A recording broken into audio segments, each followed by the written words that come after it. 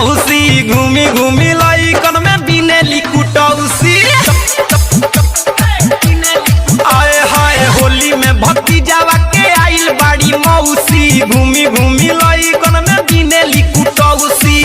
सोटी सोटी सबसे पोटी बागी धरवले खौसी रे खौसी। होली में भक्ति जावा के आइल बाड़ी मौसी घूमी घूमी लइकन में बिनेली कुटौसी।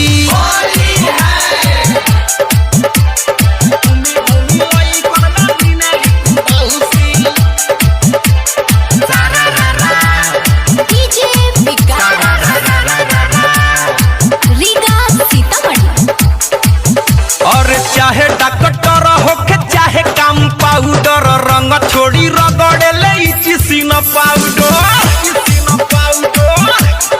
आए हाय चाहे डॉक्टर होके चाहे काम पाउडर रंग छोड़ी रगड़े ले चिसिन पाउडर। पारा पारी पिचकारी सबके देले बड़ी झौसी रे झौसी।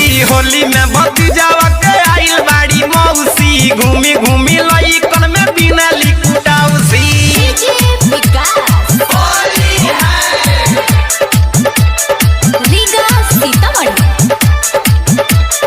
आप सुन रहे हैं अमित पटेल की आवाज में।